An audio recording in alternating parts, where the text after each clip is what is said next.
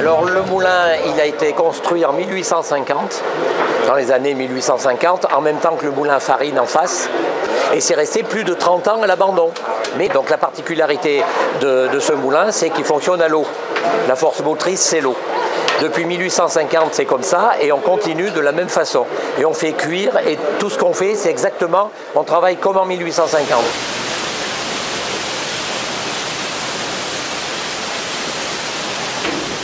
On est arrivé par des chemins de randonnée, c'est pour ça que ça s'appelle le Grand Vert. On a commencé il y a 30 ans à faire un chemin de randonnée sur la commune.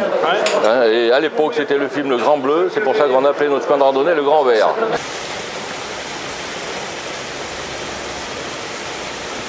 On s'est dit, ben tiens, qu'est-ce qu'on peut faire? On avait une belle équipe, on s'est dit, qu'est-ce qu'on peut faire? Et un adjoint qui faisait partie de Grand Vert et qui était à la commune a dit, ben, la commune vient d'acheter un moulin.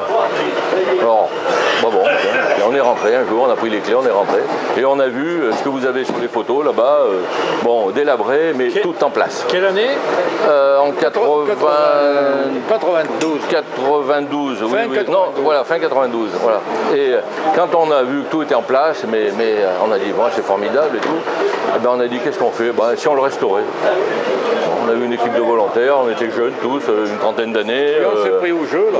Et puis on est parti, là, hop, on est parti à... Quand on s'est vu, on a dit, c'est pas possible. Voilà, en venir tous les samedis, bon, ben, on viendra comme on pourra, sans avoir... Avec le ciment, la pelle et tout. Exact. Ben, d'abord, oui, on a tout décrépit, on a sorti les pierres, on a refait le four, changé, et on pensait faire au départ une salle de réunion.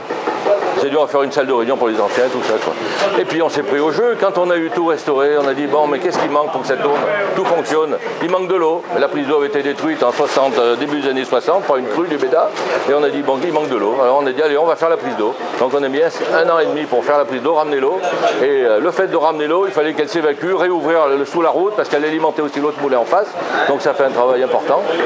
Et bon, toute l'équipe était volontaire, et puis on a fait ça.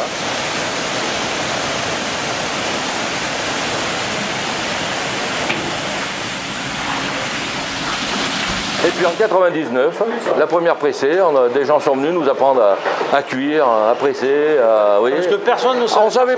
On savait pas. Donc les anciens nous en parlaient, les anciens du village qui étaient là, qui venaient et tout. Ils nous le disaient, ouais mais les gars, vous allez voir, ça va être compliqué. Bon, ben, on l'a fait, et puis vous voyez, depuis 99, on fait de l'huile, et puis on a un succès formidable, quoi, sans faire de publicité. On est une association, on n'est pas là pour... c'est pas une usine, hein, donc voilà, on est là pour faire tourner les machines, montrer aux gens, aux écoles, à plein d'autres associations, comment ça fonctionne. Voilà, le but il est là en fait. Hein. Mais on a du succès, notre huile est appréciée. Vous voyez, c'est fait avec convivialité, amitié. Vous voyez, le moulin tourne à l'eau, mais pas nous, hein, comme vous avez pu le remarquer d'ailleurs. Hein, voilà, voilà.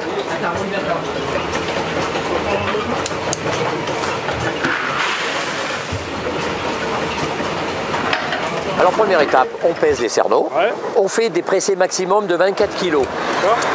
On peut descendre jusqu'à 20 kg si les gens sont sympathiques, hein. Mais autrement, s'ils viennent avec 15 kg, on va compléter avec les nôtres pour faire 24. Une fois qu'on a pesé, on les met dans la trémie, des meules, dans la trémie. Donc dans la trémie, ben, il y a une petite trappe qui s'ouvre à chaque fois. Les cerneaux se font écraser par les meules. On a 2 grosses meules qui font à peu près 300 kg. C'est une pierre qui vient du côté de Montpérou, là. Elles sont d'origine, hein. Elles sont de 1850.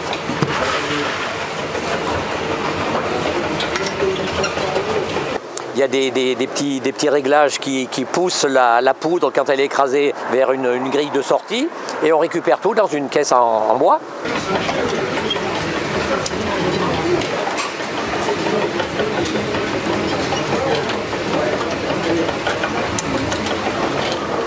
La deuxième phase, c'est la cuisson. Oui. Donc on va faire griller, un genre de torréfaction on peut dire. Oui. Donc on va faire griller cette poudre. Alors notre poêle, ça s'appelle une poêle, hein, le gros fourneau qui est en dessous qui chauffe au bois, là c'est une poêle.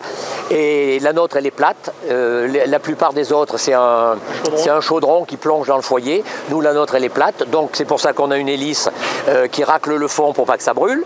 Après le cuiseur, lui avec sa spatule, il va bien remuer pour que ce soit bien homogène, que ce soit bien grillé. Et puis on va attendre que la couleur soit bonne. Après, donc on obtient une poudre qui est chaude, qui est grillée, mais on n'a pas d'huile encore. Donc la troisième phase, c'est la presse. Donc les presses qui tournent à l'eau aussi. Alors on a 3 presses, on en a 2 qui tournent par la force motrice de l'eau. Hein. Elle fait de l'huile quand même, mais la force motrice c'est l'eau. Et la troisième, elle est à l'huile de coude. Parce que c'est bien beau de tourner à l'eau, mais quand on n'a pas assez d'eau, on a fait construire, donc il y a maintenant 7-8 ans, qu'on a fait construire cette troisième presse par les ateliers communaux. Ils ont pris de récupération de ferraille, de tout ça. Ils ont acheté bien sûr une pompe hydraulique, un vérin, et puis elle fonctionne à la main, donc, et elle a autant de puissance que les autres. On tourne à 45 tonnes, 45-46 tonnes, et la petite, elle fait exactement la même pression. Voilà, même pression.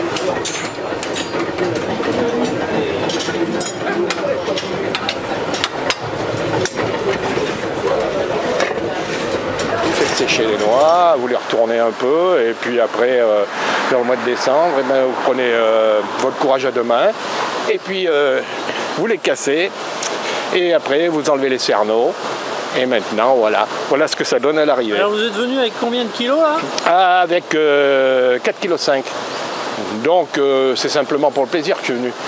4,5 kg, ça fait pas tout à fait 2,5 litres. Ça dépend surtout de la qualité des noix. Il y a des noix qui ont beaucoup plus de gras, de matière grasse que d'autres, suivant les variétés, suivant les années, suivant le terroir, suivant plein de choses. Donc en moyenne, on dit 50%. Donc ce qui fait qu'avec 24 kg de cerneau, on obtient autour de 12 litres. Ah ouais. Mais des fois ça peut être moins, des fois ça peut être un petit peu plus. Mais bon, si on obtient 50%, c'est bien. On est content.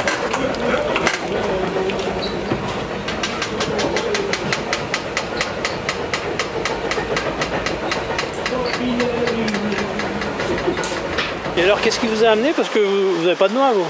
Non, j'ai pas de noix, malheureusement. Parce que, la qualité du produit, quoi, voilà. Oui, mais je vois que vous repartez avec des courses. Alors là, c'est de l'huile de noix. Non, c'est du vin de noix. Ah, du vin de noix? Du vin de noix. Ah oui, d'accord. Parce qu'ils font les deux, là, donc... D'accord, et alors, vous allez agrémenter ça avec quoi? Là, c'est les résidus des noix pour mettre dans les gâteaux.